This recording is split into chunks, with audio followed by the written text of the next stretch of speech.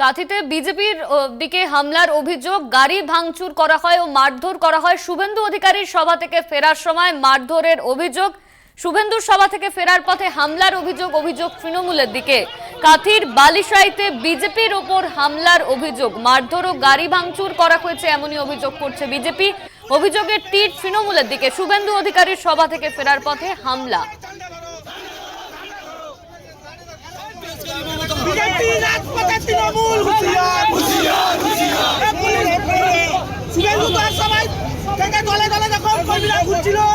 তৃণমূল তোমরা কালো আঘাত করলে জবাব চাই, জবাব দাও। তৃণমূলের কালো হাত ঘুরিয়ে দাও, ভেঙে দাও।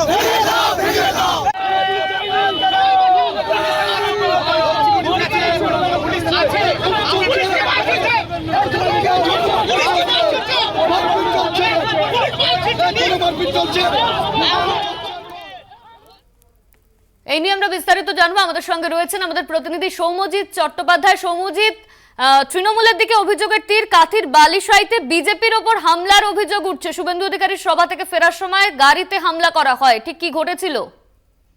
হ্যাঁ দেখো অনন্যা, আজকে শুভেন্দু অধিকারীর সভা ছিল রামনগরের বালিশাইতে এবং সেখান থেকেই কিন্তু শুভেন্দু অধিকারীর যে সমর্থকরা অর্থাৎ বিজেপি সমর্থকদের উপরে হামলার অভিযোগ ওঠে এবং হামলার তীর ছিল তৃণমূলের দিকে। এবং যেটা অভিযোগ পাওয়া যাচ্ছে যে আজকে যখন সন্ধ্যে 7টা নাগাদ যখন তারা সভা শেষে ফিরছিল এবং তাদের উপর তৃণমূল কর্মীরা চড়াও হয় এবং তাদের উপর হামলা করা হয়। অনন্যা, ধন্যবাদ তোমায় সৌম্যজিৎ। আমাদের সঙ্গে ছিলেন আমাদের প্রতিনিধি সৌম্যজিৎ চট্টোপাধ্যায়।